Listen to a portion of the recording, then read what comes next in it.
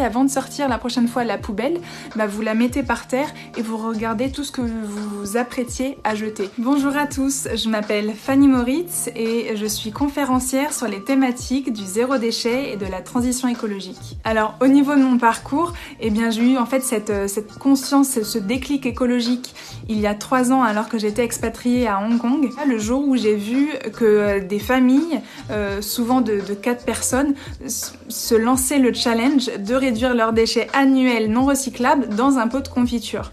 Et donc à ce moment-là, je me suis dit, mince, moi je pensais faire attention à la planète en triant mes déchets, et en fait j'avais pas du tout idée qu'il y avait quand même un maximum d'actions qu'on pouvait changer avant de penser au recyclage afin de réduire vraiment énormément ces déchets à la base. Ensuite, j'ai voulu du coup vivre avec vraiment le moins de déchets possible alors que j'étais à Hong Kong et je trouvais pas les produits nécessaires sur le marché, donc j'ai tout simplement lancé un site e-commerce qui regroupait tous ces produits-là.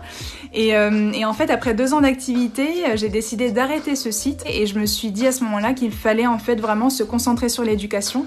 Et donc c'est comme ça que je suis devenue conférencière. Alors oui, évidemment, il y a plein de petits gestes écolos que vous pouvez faire dans votre quotidien pour avoir un impact plus positif sur la planète. Et avant de sortir la prochaine fois la poubelle, vous la mettez par terre et vous regardez tout ce que vous vous apprêtiez à jeter. Et donc vous notez dans un petit carnet la date, le poids de la poubelle, mais aussi les 3 choses que vous observez le plus en nombre dans votre poubelle. Si c'est par exemple des packaging de nourriture, des barquettes en plastique, etc. ou du carton, essayez de changer votre mode de consommation.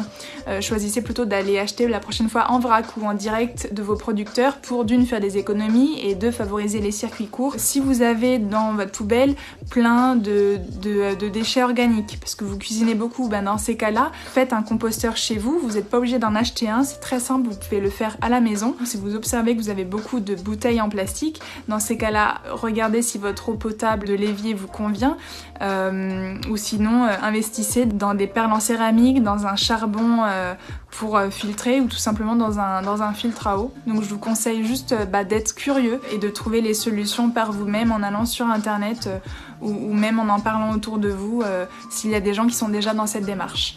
On le voit partout, à tous les niveaux, que vraiment la nature n'a pas besoin de nous. Par contre, là où il y a une petite différence, c'est que nous on a besoin d'elle.